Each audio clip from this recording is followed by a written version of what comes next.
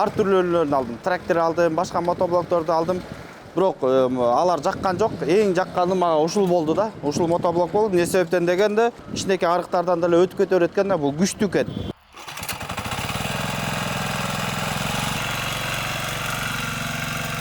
Ежевиканын арасы, дарбыстын арасын ушу менен эле иштеп аттык да.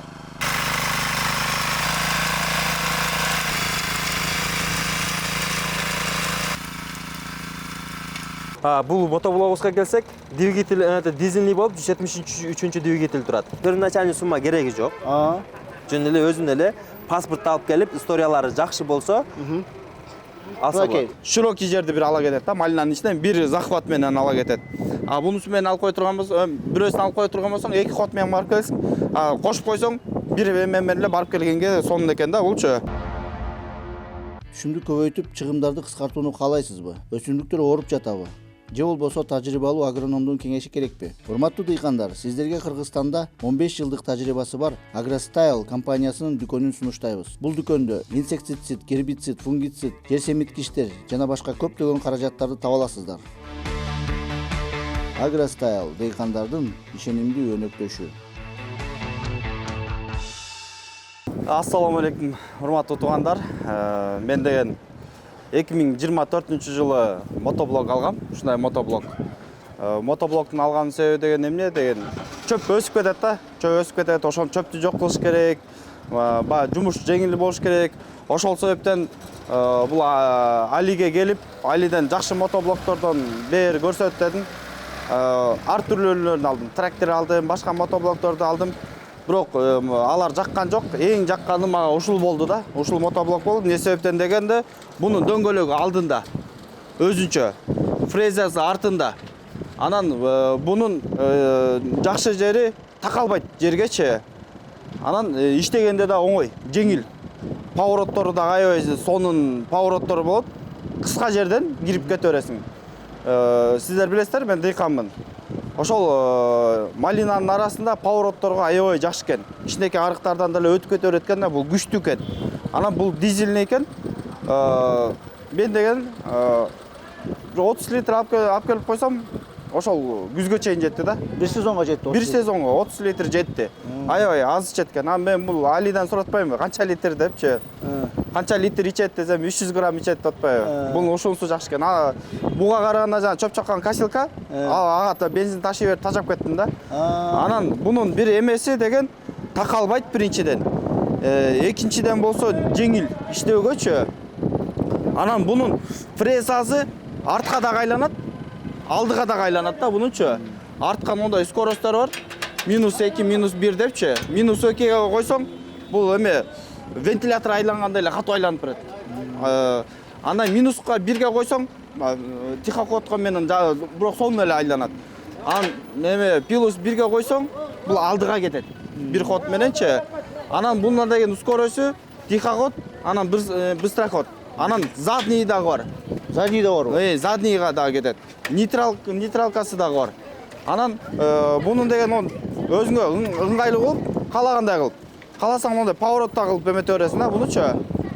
Өзүңө ыңгайлуу кылып. Каалагандай кылып, мону айдап со стороны да айдап жүрдүк да бизчи. Плато айтып айдап жүрдүк. Анан бул жактан келип караганда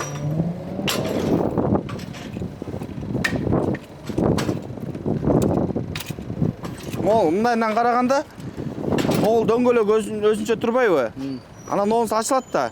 Нонусун алганда, могу фрезаны жердин 3 сантиметр, жерди 3 сантиметр ала турган кылсаң да болот, кааласаң до конца жерди ала турганда кылсаң болот. Буну 3 сантиметр коюп туруп, артка айлана турган кылып туруп, мунун күчтүгө коюп, -2ге коюп турупчу, айдасаң өсүп кеткен 20-30 сантиметр чөптөрдү шылып салат. Жерди капкара кылып мощный кылып коет. Ото чөп басып кеткен жерде дагы бул кирип кете берет. Анан фрезасына чөптөр оролбойт дагы да.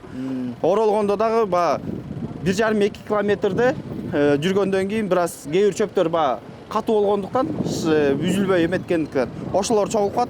Бул жерде деген оңой. Кийин аласың, буну аласың дагы 5 мүнөттө тазалап туруп, кайта тагып коюп туруп, кайта иштей бересиң да.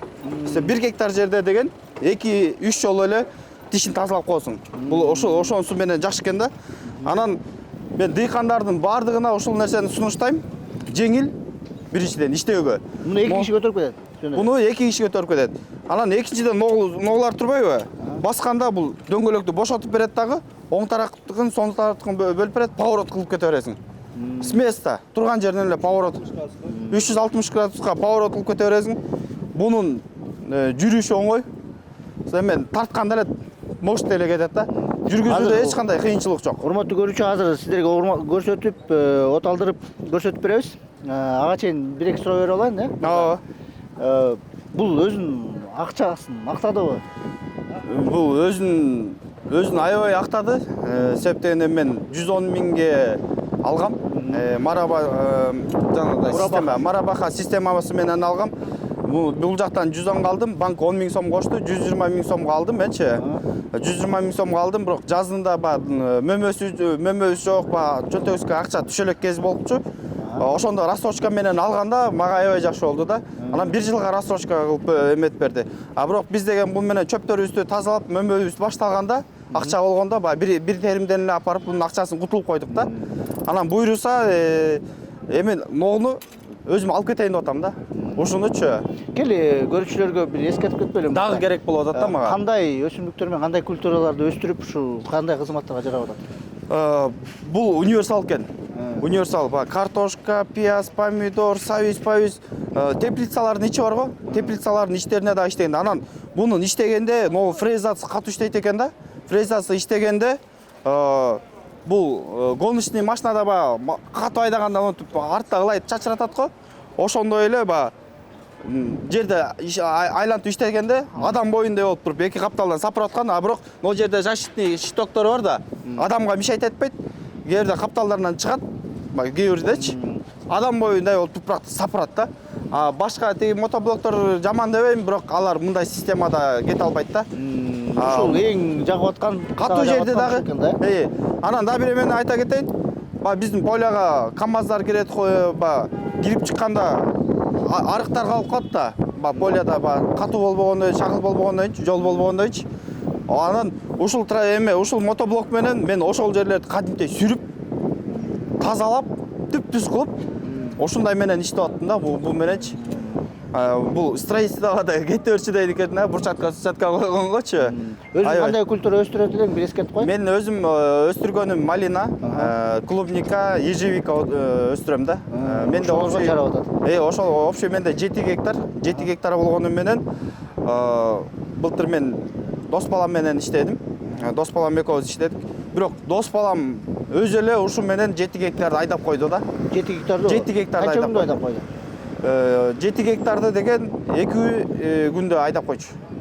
Анан бул фреза иштегенде бул жакшы эле жүрүп берет.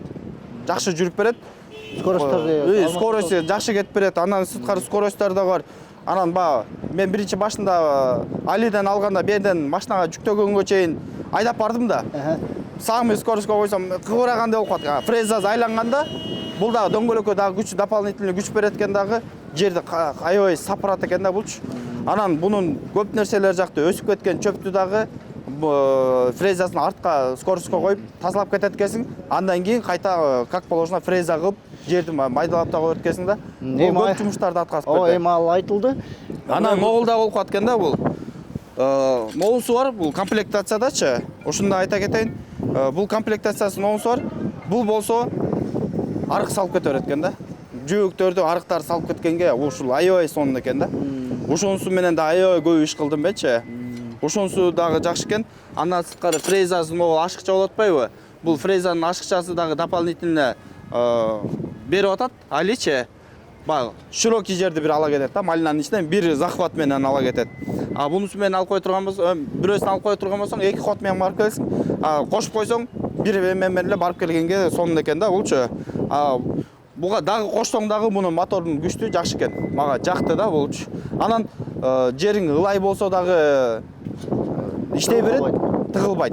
Жериң катуу болсо дагы өзүнүн скоростторуна коюп, сонун элеметип кетсең болот экен. Фильтрлери двойной экен. Ошонусу жактын да, мага моторго күч келбейт экен. Анан мен 7 гектарда аябай иштетип аттым да. баягы дос балам экөөбүз кеңешип эле айдап эле жүрүп элечи бугу менен иштегенде жеңил экен да. Бир дагы болду, бир дагы шурпу бузулган жок. Өз убагында майын алмаштырып койсоң эле бул сүйүнтүп эле иштете берет экен да. Иштеп берет экен. Бул мындай айтканда азыркы мотоблоктордун стрибители деп ат койсок болот экен да. Ушул модельге жарашат. Ушул модельгечи стрибитель деген ат койсок болот экен. Дыйкандарга мотоблок сунуштайсыңбы? Мотоблоктордон сунуштаганым мен ушуну сунуштайм. Мотоблоктун негизи айырмасы, трактордон айырмасы көп эле эсе мындай жакшы да, Трактор мен Алиден тракторду алгам да. Алиден 275 миңге трактор алгам. Ал трактор кээ жерлерге батпайт, иштей албайсың, поворот бериш кыйын, кайта артка айдап тигиндей кылыпчы. Кээ жерлери музкүй, анан малиналардын бактарын бутайт, мөмөлөрүн күйүт да. Бул менен андай эме жок. Бул менен аябай жакшы. Рисктер жок, Риск жок. Безопасный деп. Безопасный, конкретно иштеп кете берет экенсиң да. Келгиле, эме жакты да мага. Али мырза, бизге от алдырып, көрүүчүлөргө көрсөтүп бербейли, иштеп аткан кызматын.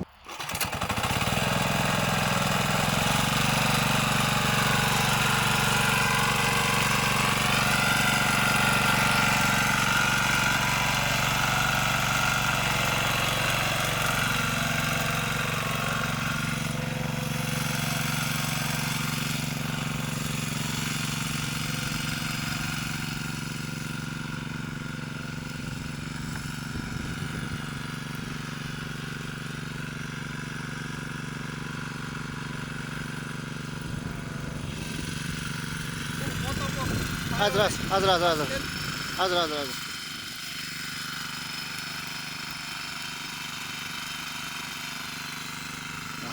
Az koyduk. Бул мотоблок ошо Табылгадан Али деген баладан алганбыз. Былтыр алганбыз да. Анан ушул жерде 7 гектар бар да. 7 гектарда ежевиканын арасын, дарбыздын арасын ушу менен эле иштеп аттык да.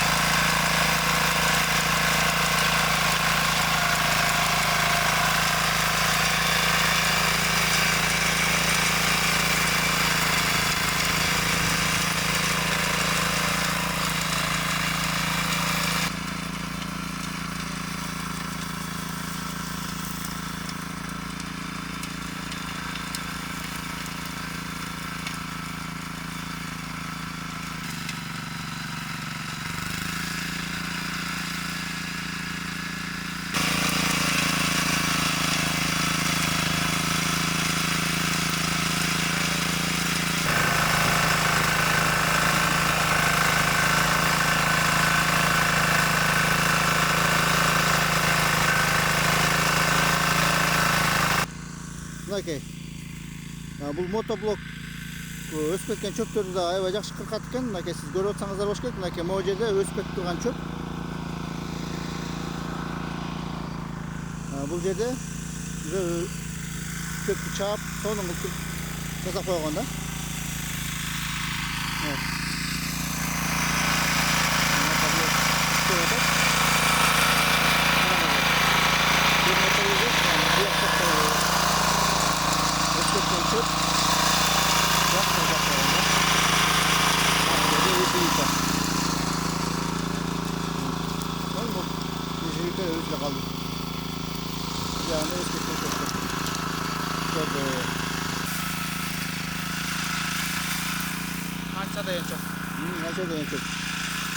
Эчтеке жок, майдалып кетип атат. Бүгүн акция менен качествосы жакшы Zonsen фирманыкы евро стандартта чыккан бул эң жакшы качестводагы мотоблокторду обзор кылабыз. Zonsen Кытай мамлекеттики. Бул мотоблогубузга келсек, двигатель дизельный болуп 173 двигатель турат. Дизельный болот дагы, расходдору аябай аз болот булардыкы. 400 граммдан 500 граммга чейин саатына расход кылат, расходдору. Двойной редуктор менен турат. Понижний, повышенный иштейт. Алдыңкы дөңгөлөктү акыныраак айлантып, фрезаны батыраак айлантып койсоңуздар болот. Ошондой кызмат бар бе? Iya, фреза алдыга да, артка да айлангандары.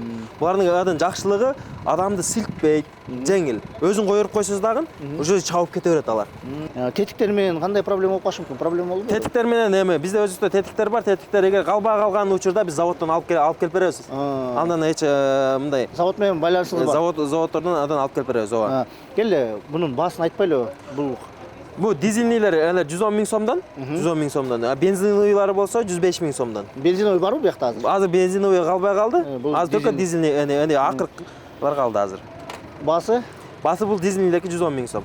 210 миң сом. 110 миң сом. 110 миң сом. Мынакей урматтуу көрүүчүлөр, ушул 110 миң сом турган мотоблок экен. Бунун аттын күчү? Аттын күчү 9 аттын күчү. 9 аттын күчүнө барабар ушундай мотоблок сатылып атат. Кандай жолдор менен сатып атасыздар муну? Мындай жолдор барбы сата турган? Мына рассрочка түрүндө алса болот, мурабаха түрүндө алса болот. Азыр бардык банктар менен келишимдер түзүлүп атат. Кайсы банктыкы элге ыңгайлуу болсо, ошол банк менен биз иштешебиз. Азыр эми элдик банк менен мурабаха менен иштешип аткан болсок, ал элдик банктын филиалдары көп жерлерде жок болуп калып атат. Областтарда гана болуп, чоң райондордо гана болуп атат да. Аларда мурабаха түрүндө алса болот. Алар бизде исламский принцип менен алар бизден сатып алат. Кайра элдик банктан клиент сатып алат. Ошондой болуп калат. Мурунку биз билген РСК банк азыр элдик банк болуп калган, урматтуу көрүүчүлөр. Ошол банктын өзүнүн шарттары бар. Алар боюнча дагы бир буюрса келечекте бир чалыш даярдайбыз. Азыр ушул мотоблоктор боюнча сөзүбүздү уланталы.